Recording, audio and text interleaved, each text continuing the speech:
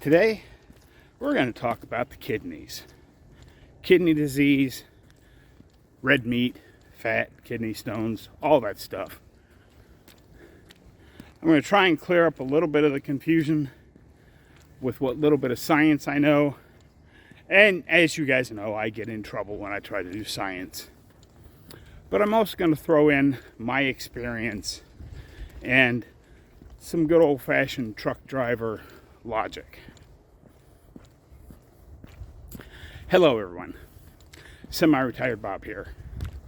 I talk about the carnivore diet, all things related to the carnivore diet, and miscellaneous odds and ends. If you're new to the channel, welcome. I'm glad you're here. What you're watching is you're watching me walk. I know that doesn't seem super exciting, but if you consider a little less than 3 years ago, I couldn't do this. I could barely stand for a couple of minutes without severe pain. Now I'm out here walking every day. It gets a bit more interesting. If you're returning to the channel, welcome back. It means a lot to me that you spend just a few moments of your day with me. I would like to ask everyone to help me out just a little bit. Go ahead and hit that thumbs up. Drop down in the comments and say, "Hi, Bob." And if you haven't subscribed yet, please consider subscribing. All these things are absolutely free and help me get the word out that it's never too late to change your life. I am 61 years old and I'm doing things I couldn't do when I was 40. We're going to go out and walk in the street here just a little bit because we got some guys trying to trim up a tree. They may be even trying to take it out completely. I don't know, but I don't want to get bushwhacked.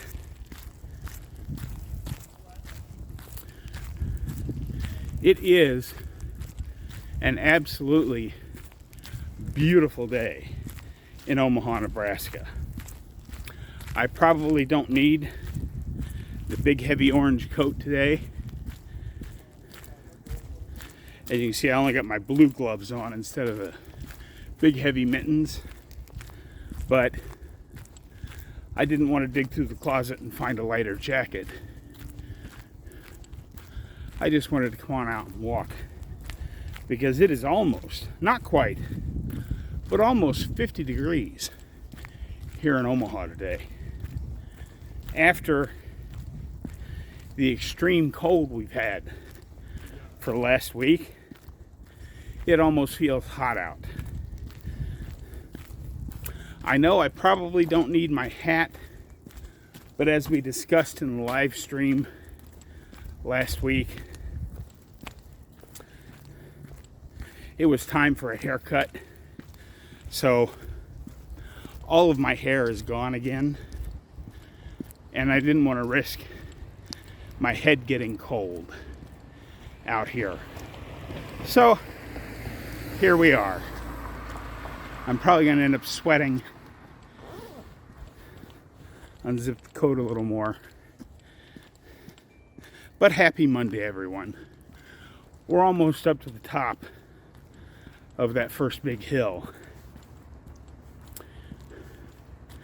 There's still, of course, trash bins all over the place because the trash never came. I pulled mine back up. Well, I put the recycle away because we just got skipped. They shut down trash pickup for Monday, Tuesday, and Wednesday because of the cold weather. And next week is not a recycle week. They only do that every other week. So I put the recycle bin back in the holder and then rolled the regular trash bin up next to the house because I can put this week's trash in it and wheel it out back out onto the curb. What will be tonight when you guys are seeing this video, this is Monday's video, but it's actually Sunday here still. But let's go ahead and get started talking about kidneys, red meat, all that other stuff that's basically fiction out there.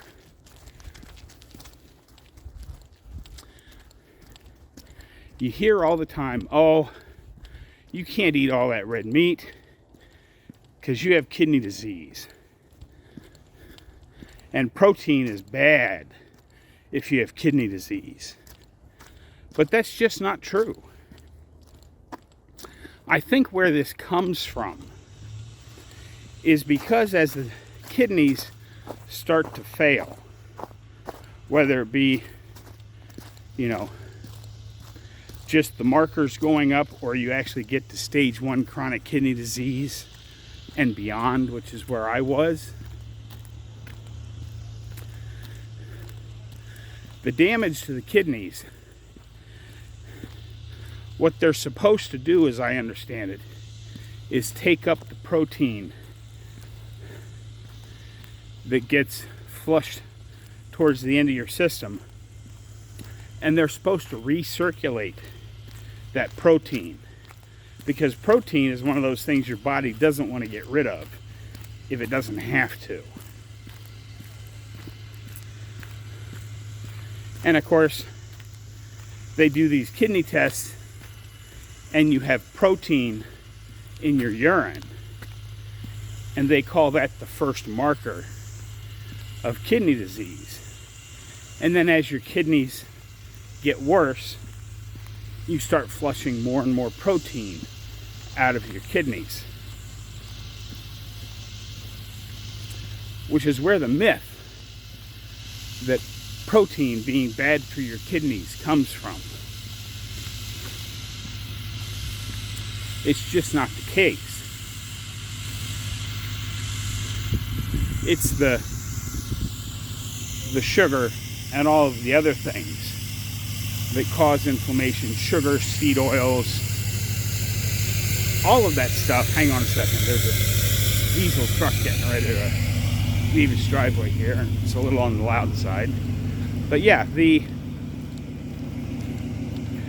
kidneys, as they get damaged by the sugar and everything else, start to lose their ability to recycle the things they're supposed to recycle. And because we're talking about the kidneys today, I am going to go ahead and talk about kidney stones again, even though we just talked about those a week or two ago.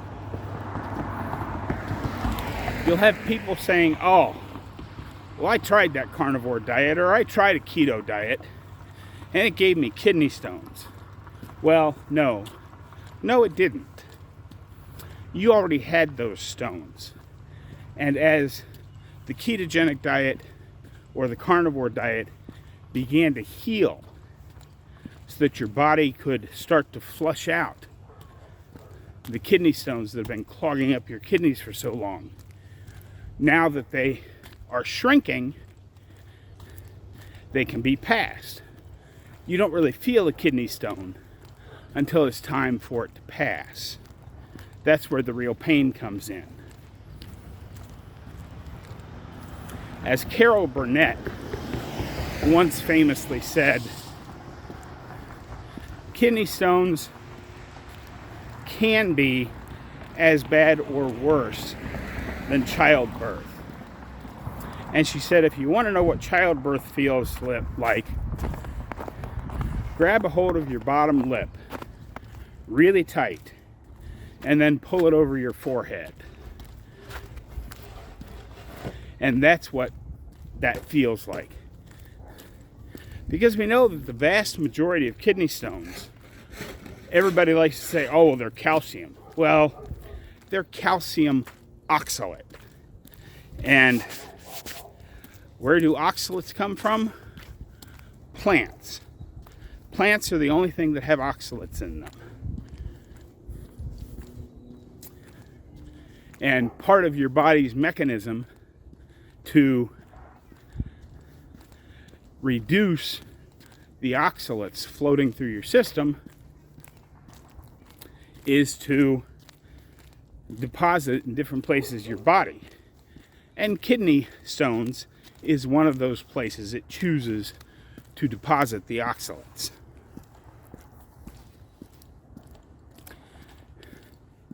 So no, keto and carnivore did not give you kidney stones. Now it's time for some good old-fashioned retired truck driver logic to go along with this. If red meat, protein, and fat were bad for your kidneys, it's not just me, although I saw after just 5 or 6 short months of this diet, of this way of living, the biggest improvement in my kidney function, to the point where my kidney markers were better than they'd been in decades. But don't just take my word for it. Go out and pick any of the almost 1,000 interviews on Dave Mack's channel, or go out and look at Dr. Barry's channel. Hang on just a second, we got some kids playing, looks like tennis or pickleball or something in the driveway. So we're going to say hi to them as we walk on by. But watch Dr. Barry, watch any of the interviews with Dave Mack, and many others out there. There are thousands of stories out there of people healing their kidneys. Now, those that were really far gone have not regained full kidney function, or very few of them have. But everybody's kidney markers seem to get better on a carnivore diet. So how could a carnivore diet be bad for your kidneys? If a carnivore diet was bad for your kidneys, wouldn't we have story after story after story? Instead of people with stage 2 kidney disease improving to stage 1 or getting it gone completely, wouldn't we have hundreds, if not thousands, of stories of people saying, well, carnivore was a bad idea because I had stage 2 kidney disease when I started, and now it's a year later and I'm in full kidney failure and I got to go take dialysis. There are actually a few stories out there, if you dig for them, where people that were having dialysis regained enough kidney function that they didn't have to go to dialysis anymore. Do you have any idea how huge that is? Now, am I saying everybody on dialysis is going to get off dialysis if they do this? No, of course not. But gosh, if you're already on dialysis, why wouldn't you give it a try? Because that's the common sense of it. What in the world are we thinking? Now, I understand how doctors come to their opinions because they just don't have time to investigate all the things that you and I investigate together. Because they have their lives to lead, and the easiest thing for them to do is just follow the guidelines they've been given. That way they don't have to think, they don't have to try real hard, they don't have to stress. All they have to do is read the blood marker, prescribe the drugs. That's all they have to do. And then collect their paycheck and go home. I understand. I think it's lazy, but I do understand. I will have some more thoughts when we get back up to the house. But for now, I think I've rambled on enough. Let's go ahead and flip the camera around, play some music, and you'll be able to see just how much melting has happened just since I walked to, because I recorded Sunday's video on Saturday. So this is just one day later from yesterday's video, and I think you'll see how much of the snow has melted already. I'll see you when we get back up to the house.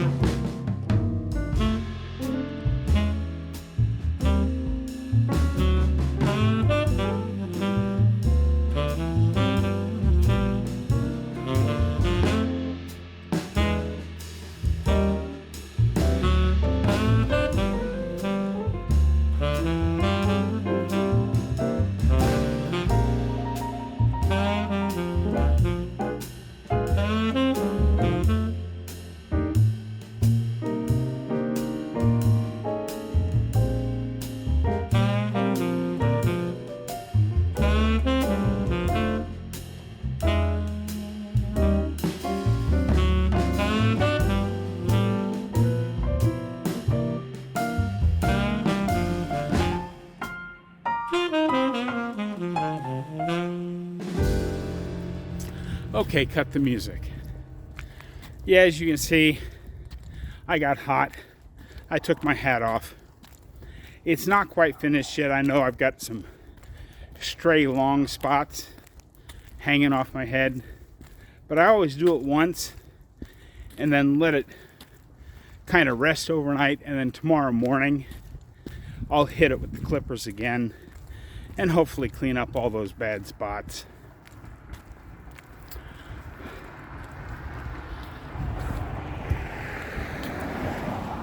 You can tell it's 50 degrees in Omaha, Nebraska for the first time in months, because there were a lot of people out that I ran into while I was walking. For the last several weeks, I've been the only one out here on the streets. because most people have sense enough to stay in out of the cold. But yeah, don't get sucked into the foolishness. Because I was told the same thing back before I was carnivore, even before my heart surgery. My doctor said, oh, your kidney markers are really starting to get bad. Better watch how much protein you're eating. And I, of course, didn't know any better at the time. And that's my real argument. I know doctors don't have time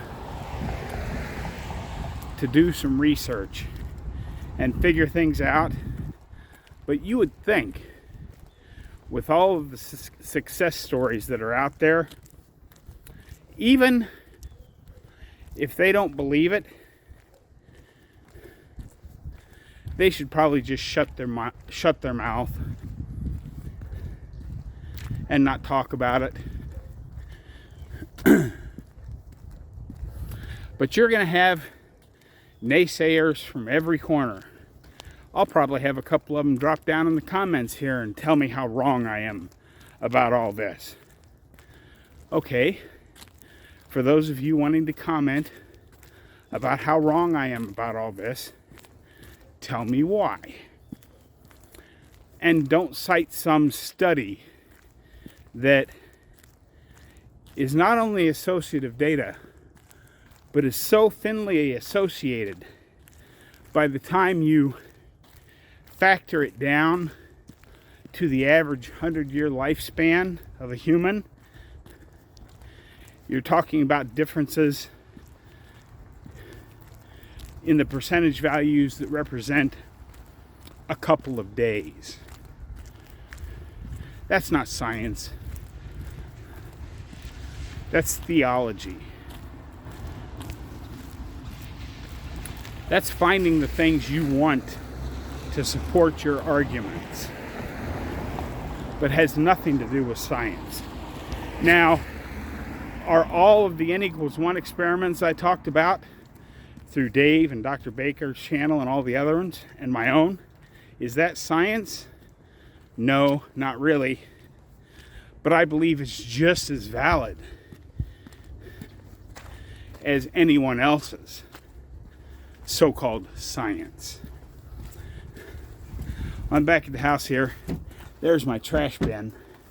I'm hoping I have enough space to put this week's trash in here, because as I was getting over my illness, I decided I didn't want germs trapped in the place I sleep.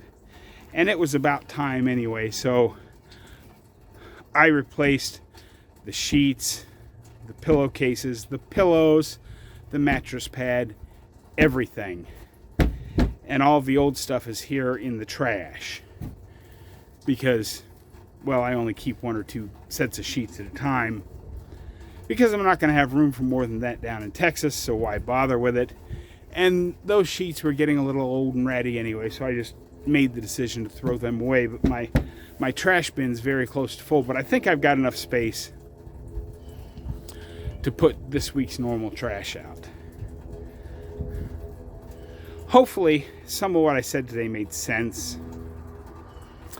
That's what I've got for you today, folks. Don't forget, get out there, be 1% better. Today, tomorrow, every day.